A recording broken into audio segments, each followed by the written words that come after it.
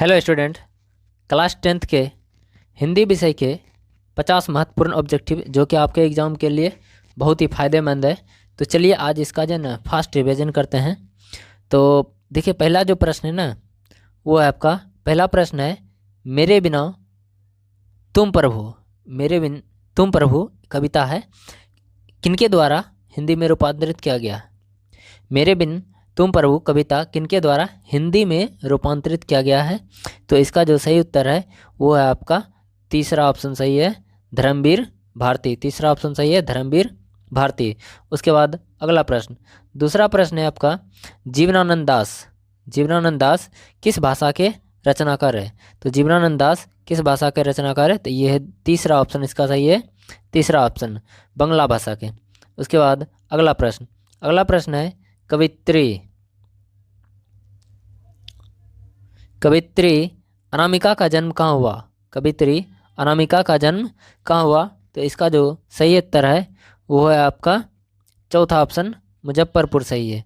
चौथा ऑप्शन मुजफ्फरपुर सही है। उसके बाद चौथा प्रश्न है, बीरेन डंगवाल का जन्म कहाँ हुआ? बीरेन डंगवाल का जन्म कहाँ हुआ? तो इसका जो सही उत्तर है वो है आपका पहला ऑप्शन सही है, कीर्तिनगर। उसके बाद अगला प्रश्न है आपका 5 नंबर, कुंवर नारायण ने बूढ़ा चौकीदार किसे कहा है? तो इसका जो सही उत्तर है वो है आपका तीसरा ऑप्शन सही है, वृक्ष को कहा है। उसके बाद अगला प्रश्न है आपका 6 नंबर प्रश्न है, अज्ञे जी के माता जी का नाम क्या है? तो अज्ञे जी के माता जी का नाम बेयंती देवी, ये है आपका दूसरा ऑप्शन सही है। उसके बाद अगला प्रश्न है, उर्वशी किसकी कृति है? यानी उर्वशी एक बोल सकते हैं पुस्तक है, किसकी कृति है मतलब किसने लिखा है? तो इसका जो सही उत्तर है वो है आपका दूसरा ऑप्शन सही है, दूसरा ऑप्शन दिनकर जी। उसके बाद अगला प्रश्न है, भारत माता कविता की रचनाकार यानी कि किसने लिखा है? तो इसका जो सही उत्तर है पहला ऑप्शन सही है, सुमित्रानंदन पंत। उसके बाद अगला प्रश्न है आपका, प्रेमघन ने किस संस्था की स्थापना की? तो इसका जो सही उत्तर है वो है आपका दूसरा ऑप्शन सही है, रसिक समाज। उसके बाद अगला प्रश्न है, घनानंद किस काल के कवि थे? तो ये है आपका चौथा ऑप्शन सही है, रीतिकाल या रीति युग। उसके बाद अगला प्रश्न है आपका 11 नंबर प्रश्न है, गांधी जी की पत्नी का नाम क्या था? तो इसका जो सही उत्तर है पहला ऑप्शन सही है, कस्तूरबा गांधी। उसके बाद अगला प्रश्न है, रसखान का रचनाकाल था यानी किस समय का था, किसके समय का? तो इसका जो सही उत्तर है वो है आपका पहला ऑप्शन सही है, जहांगीर के राज्यकाल का। रसखान का रचनाकाल जहांगीर का राज्यकाल। उसके बाद अगला प्रश्न है, गुरु नानक के पिताजी का नाम क्या था? तो इसका जो सही उत्तर है वो है आपका तीसरा ऑप्शन सही है, कालूचंद खत्री। उसके बाद अगला प्रश्न है आपका 14 नंबर प्रश्न, गांधी जी को महात्मा की उपाधि किसने दी? तो ये है दूसरा ऑप्शन सही, रविंद्रनाथ ठाकुर। उसके बाद अगला प्रश्न है 15 नंबर प्रश्न, बिस्मिल्लाह खान के साथ किस मुस्लिम पर्व का नाम जुड़ा हुआ है? तो इसका जो सही उत्तर है 15 का चौथा ऑप्शन सही है, मुहर्रम। कौन सा ऑप्शन सही है? चौथा। उसके बाद अगला प्रश्न है 16 नंबर प्रश्न, पूछा गया है, झोले में कितनी मछलियाँ थी? तो ये है ऑप्शन दूसरा ऑप्शन सही है, 3 मछलियाँ। उसके बाद अगला प्रश्न है 17 नंबर, अशोक वाजपेयी की माता के नाम। अशोक वाजपेयी जी की माता का नाम, तो इसका जो सही उत्तर है वो है आपका तीसरा ऑप्शन सही है, निर्मला देवी। उसके बाद अगला प्रश्न है, पंडित बिरजू महाराज का जन्म कब हुआ? तो इसका जो सही उत्तर है पहला ऑप्शन नहीं सही है, 4 फरवरी 1938 ईस्वी। उसके बाद अगला प्रश्न 19 नंबर प्रश्न है, परंपरा का मूल्यांकन किस विधा की रचना है? तो इसका जो सही उत्तर है वो है आपका दूसरा ऑप्शन सही है, निबंध। उसके बाद अगला प्रश्न 20 नंबर प्रश्न है, बहादुर किसके मार से भागकर लेखक के घर आ गया था? यानी बहादुर अपने घर से जो ना भाग कर जाया था, किसके मार के डर से? इसका जो सही उत्तर है दूसरा ऑप्शन सही है, बी, माँ। उसके बाद 21 नंबर प्रश्न 21 नंबर प्रश्न में है कि देवनागरी लिपि में मुद्रण के टाइप कब बने? तो इसका जो सही उत्तर है वो है पहला ऑप्शन सही है, 2 सदी पहले। उसके बाद अगला प्रश्न है, मनुष्य को नाखून की ज़रूरत कब थी? मनुष्य को नाखून की ज़रूरत कब थी? इसका जो सही उत्तर है पहला ऑप्शन सही है, जंगली जीवन में। उसके बाद अगला प्रश्न है, रानी विक्टोरिया ने मैक्समिलर को किस उपाधि के लिए बुलाया था? तो रानी विक्टोरिया ने मैक्समिलर को कौन सी उपाधि दी? तो इसका जो सही उत्तर है दूसरा ऑप्शन सही है, नाइट की उपाधि दी थी। उसके बाद अगला प्रश्न है, ऐसे ही लड़के आगे चलकर गुंडे, चोर, डाकू बनते हैं। यह पंक्ति कहानी के किस पात्र ने, यानी कहानी जो थी उसमें किसने बोला था ये बात? तो इसका जो सही उत्तर है वो है तीसरा ऑप्शन सही है, सेन साहब। उसके बाद अगला प्रश्न है 25 नंबर प्रश्न, डॉक्टर अंबेडकर का जन्म किस राज्य में हुआ था? इसका जो सही है, अंबेडकर जी का जन्म हुआ था महू, मध्य प्रदेश। तो इसका दूसरा ऑप्शन सही है। उसके बाद अगला प्रश्न है, कवि ने पर्जन्य किसे कहा? तो इसका जो आंसर है तीसरा आंसर सही है, बादल। उसके बाद अगला प्रश्न 27 नंबर प्रश्न है, रसखान ने चित्तचोर किसे कहा? तो रसखान ने चित्तचोर किसे कहा?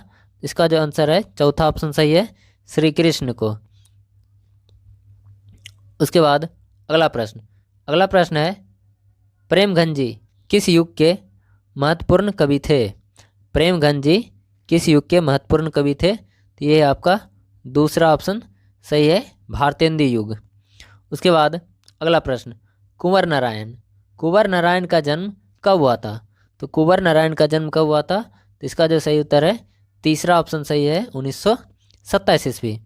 उसके बाद अगला प्रश्न है, बीरेन डंगवाल ने किस विश्वविद्यालय से एमए किया? इसका जो सही उत्तर है तीसरा ऑप्शन सही है, इलाहाबाद विश्वविद्यालय।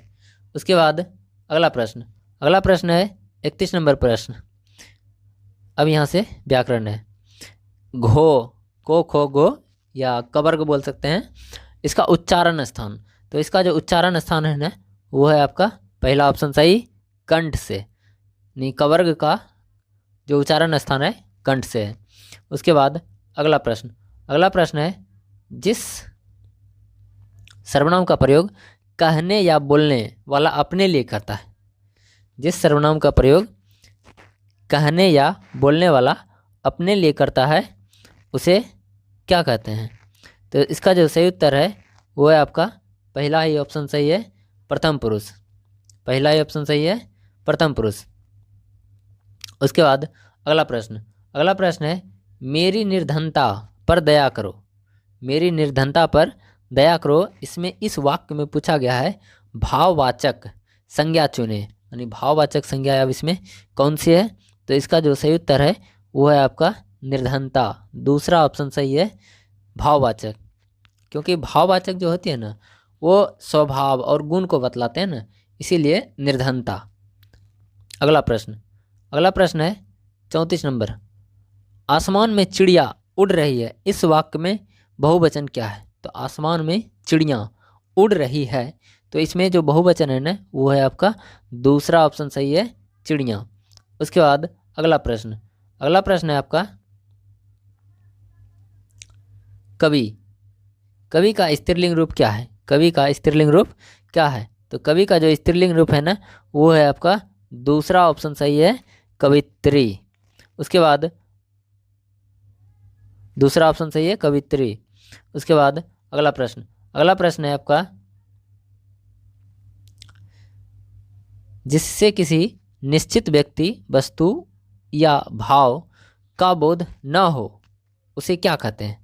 जिससे किसी निश्चित व्यक्ति, वस्तु या भाव का बोध न हो, नहीं हो, उसे क्या कहते हैं? इसका जो सही उत्तर है, तीसरा ऑप्शन सही है, अनिश्चयवाचक सर्वनाम। 25 नंबर प्रश्न, जिस शब्द की विशेषता बताता है उस संज्ञा शब्द को क्या कहा जाता है? तो इसका जो सही उत्तर है ना, वो है आपका चौथा ऑप्शन सही है, विशेष्य। देखिए, विशेषण जो चैप्टर है उसी में है विशेष्य और विशेषण। तो वही कहा गया है, जिस शब्द की विशेषता बताता हो उसे विशेष्य कहा गया है। उसके बाद अगला प्रश्न है आपका 38 नंबर, कर्म के अनुसार या रचना की दृष्टि से क्रिया के कितने भेद हैं? तो इसका जो सही उत्तर है, वो है आपका दूसरा ऑप्शन सही है, 3। कर्म के अनुसार या रचना की दृष्टि से क्रिया के कितने भेद हैं? 3 भेद हैं। उसके बाद अगला प्रश्न है, जिस वाक्य में कर्ता प्रधान होता है उसे क्या कहते हैं? जिस वाक्य में कर्ता प्रधान होता है उसे क्या कहते हैं? तो इसका जो सही उत्तर है, वो है आपका दूसरा ऑप्शन सही है, कर्तरीवाच्य। और कर्मवाच्य में कर्म प्रधान होती है।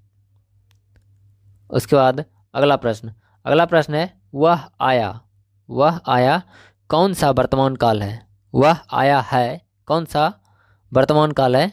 तो ये जो है ना, इसका जो सही उत्तर है, वो हो जाएगी आपका पूर्ण वर्तमान काल, यानी कि तीसरा ऑप्शन सही है। अंग्रेजी में जिसको जो है ना प्रेजेंट परफेक्ट टेंस कहते हैं।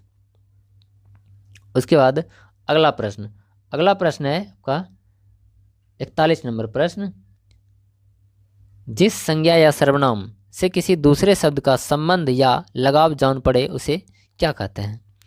तो जिस संज्ञा या सर्वनाम से किसी दूसरे शब्द का संबंध या लगाव जान पड़े उसे क्या कहते हैं? तो ऑप्शन देख लीजिए, कर्ता या अपादान, संप्रदान, संबंध। तो इसका जो सही उत्तर है, वो है आपका चौथा ऑप्शन सही है।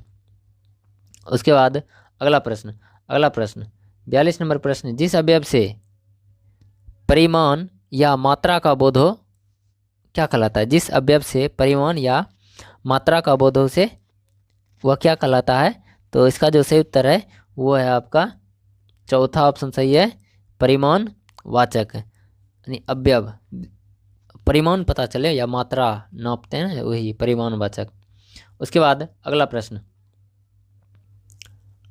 है आपका 43 नंबर प्रश्न, ह्रस्व या दीर्घ ओ हर्षई हर्षऊ से परे, ह्रस्व या दीर्घई ओ हर्षई हर्षऊ या आ जाए तो दोनों मिलकर क्रमशः आ दीर्घई दीर्घऊ हो जाते हैं, उसे क्या कहता है? यानी कि किस संधि के बारे में पूछा गया ना।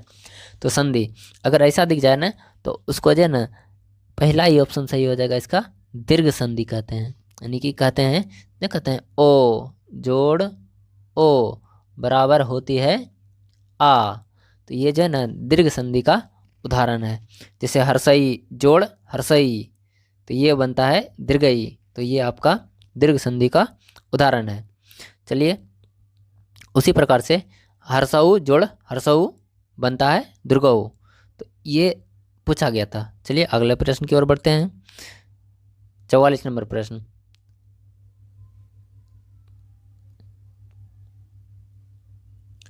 जिस समास के दोनों पद प्रधान होते हैं, दोनों पद मतलब पहला जो होगा पद वो भी प्रधान है, दूसरा पद जो होगा वो भी प्रधान है, तो ऐसे समास को क्या कहा जाता है? तो ऐसे समास को जो है ना द्वंद्व समास के नाम से जाना जाता है। ऐसे समास को द्वंद्व समास के नाम से जाना जाता है, यानी कि इसका पहला ऑप्शन सही है। जैसे में सुन लिए, जैसे सुने होंगे लोटा और डोरी, तो लोटा डोरी जैसे माता पिता भाई बहन, ये सब जो है ना द्वंद्व समास के उदाहरण है। चलिए अगले प्रश्न की ओर बढ़ते हैं। 45 नंबर प्रश्न है, आकाश का पर्याय क्या है? यानी पर्यायवाची शब्द पूछा जा रहा है। तो आकाश का जो पर्यायवाची शब्द है वो है आपका दूसरा ऑप्शन सही है, गगन। ऐसे और भी बहुत सारे नभ भी होते हैं, आकाश भी होते हैं, नभ हो गया, गगन हो गया, अंबर हो गया, ये सब जो है ना आकाश के पर्यायवाची शब्द हैं। 46 नंबर प्रश्न, अल्पज्ञ का विलोम शब्द क्या है? अल्पज्ञ का विलोम शब्द मतलब उल्टा, अल्पज्ञ का विलोम शब्द हो जाएगा, पहला ऑप्शन ही सही है, बहुयज्ञ, बहुज्ञ। इसके बाद अगला प्रश्न है आपका वसन। वसन का श्रुति सम भिन्नार्थक शब्द क्या है? तो इसका जो सही उत्तर हो जाएगा वो है आपका चौथा ऑप्शन सही है, व्यसन। श्रुति सम भिन्नार्थक मतलब हो जाता है कि एक जैसा ही लगभग अर्थ बताने वाला, उसी को कहते हैं, यानी एक जैसा देखने में लगे। उसके बाद अगला प्रश्न 48, दुष्कर में कौन सा उपसर्ग है? तो दुष्कर में कौन सा उपसर्ग है? तो आपका जो सही उत्तर है पहला ही ऑप्शन सही है, दुस। उसके बाद अगला प्रश्न है 49 नंबर प्रश्न, टहलना में कौन सा प्रत्यय है? तो टहलना में कौन सा प्रत्यय? तो इसका जो सही उत्तर है वो है आपका तीसरा ऑप्शन सही है। उसके बाद अगला प्रश्न, नीचे लिखे शब्दों में कौन सा शब्द शुद्ध है, मतलब सही जो लिखा गया है ना वो कौन सा सही लिखा गया है? तो इसमें जो सही उत्तर है वो है आपका चौथा ऑप्शन, साम्राज्य भी सही लिखा हुआ है, और ये जो दूसरा ऑप्शन दिया गया है ना, तत्व, ये भी सही लिखा गया है। तो चलिए आज के लिए इतना ही प्रश्न, टोटल 50, फिर मिलेंगे अगले क्लास में। तो आज के लिए इतना ही। जय हिंद स्टूडेंट्स।